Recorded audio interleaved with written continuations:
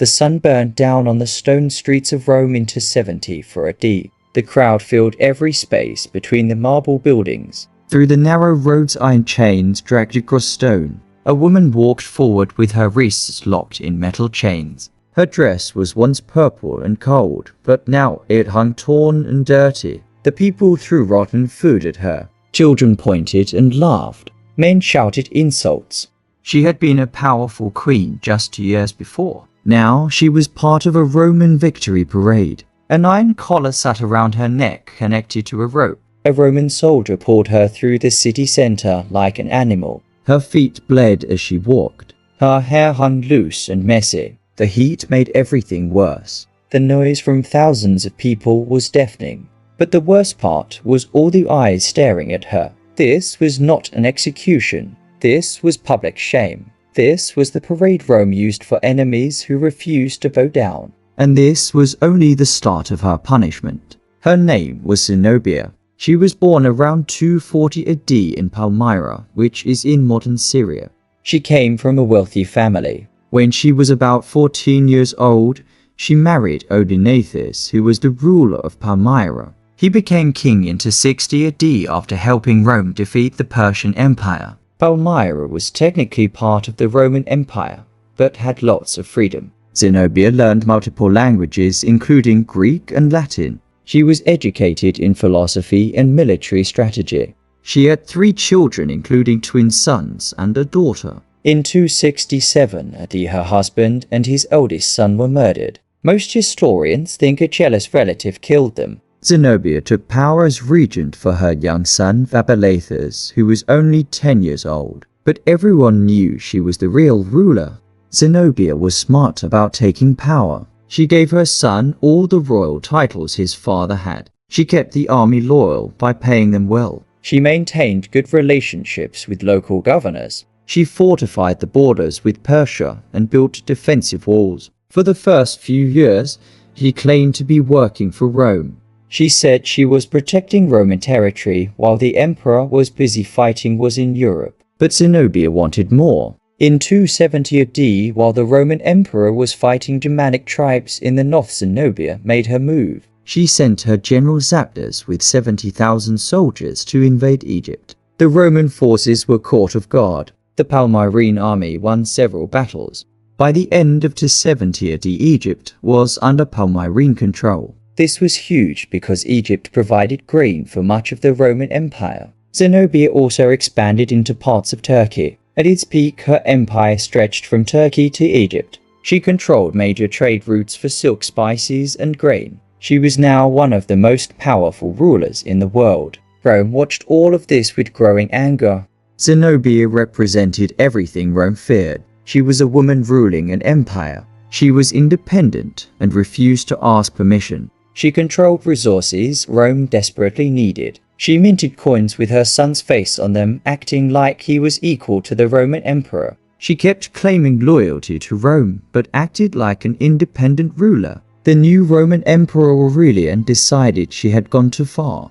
In 272 AD, he gathered his legions and marched east. This would be a war to crush Palmyra completely. Aurelian brought the full force of Rome against Palmyra. The first major battle happened near Antioch in Syria. Zenobia's cavalry was famous for being heavily armored, but Aurelian's troops used clever tactics. They pretended to retreat, then surrounded the Palmyrene cavalry when they gave chase.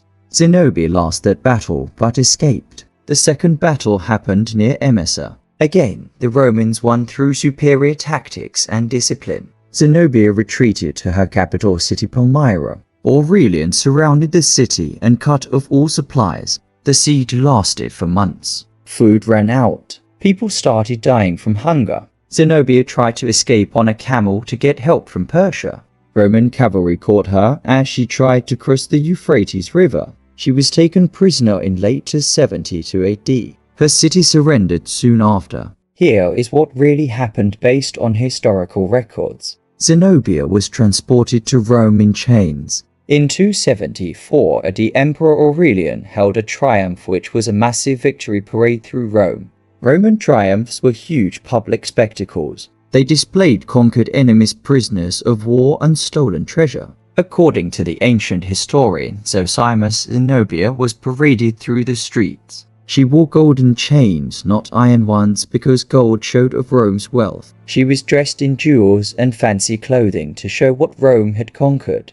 Some sources say she walked the entire route. Other sources say the chains were so heavy she had to be carried part of the way. Tens of thousands of Romans lined the streets to watch. They cheered for Aurelian and jeered at Zenobia. This was meant to humiliate her and show everyone that Rome was unbeatable. After the triumph, the historical record gets unclear. Most historians believe Aurelian spared her life. Several ancient sources say she was given a villa in Tivoli near Rome. She may have married a Roman senator and lived out her days in Italy. Her children had different fates. Her son Vabolathes likely died in Roman captivity, though the exact details are unknown. Her other children disappear from the historical record. As for torture, Rome certainly used torture on prisoners, especially to get military information. We do not have specific records of Zenobia being tortured. The Roman practice was usually to parade defeated rulers as war trophies, then either execute them or let them live in exile. Execution would have been done quickly, not in the arena with animals or gladiators. That treatment was reserved for common criminals and slaves, not for royal prisoners. Palmyra was devastated. After the first surrender, Aurelian left a Roman garrison there, but the people of Palmyra rebelled again. This time Aurelian showed no mercy. He returned and utterly destroyed the city. He killed thousands of people. He tore down the walls. He executed the general Zabdas and many of Zenobia's advisors. The philosopher Longinus, who had been Zenobia's teacher, was executed. Palmyra was turned into a small Roman military outpost. It never regained its former power or wealth. The trade routes that made Palmyra rich were redirected. Within a generation, Palmyra went from being a powerful city to a minor settlement. So what really happened to captured queens in ancient Rome? The truth is less sensational than clickbait stories suggest. Rome did use public humiliation as a tool of power. The triumph parades were designed to show Roman dominance. They wanted everyone in the empire to see what happened to those who rebelled. Captured rulers were paraded in chains, then usually either executed or exiled. Women rulers were rare, so cases like Zenobia stood out. But Rome did not typically torture royal captives in public or execute them in arenas. Those punishments were for criminal slaves and religious martyrs. For political enemies, Rome wanted to demonstrate power, not create martyrs. The real cruelty was not physical torture. It was erasing entire civilizations from history. Palmyra went from empire to ruins in just a few years. Trade routes shifted. Cities were destroyed. Thousands died. Entire cultures were absorbed into Rome. That was Rome's true weapon, not whips and crosses, but total domination. Despite Rome's best efforts, Zenobia was not forgotten. Arab historians wrote about her in medieval times. Syrian nationalists in the modern era celebrate her as a symbol of resistance. Historians study her as one of the most remarkable rulers of the ancient world. She challenged the greatest empire on earth and almost won. She ruled for 5 years over a massive territory. She was educated, cultured, and politically savvy. Her story survives because it represents something powerful. One person standing against an empire. The historical Zenobia was more impressive than any fictional version. She did not need exaggerated torture stories to be remarkable. She was a brilliant strategist who built an empire from scratch. She protected her people and expanded her territory. She lost in the end, but she fought harder than most. That is the real story. Not sensationalized violence, but genuine human courage and ambition.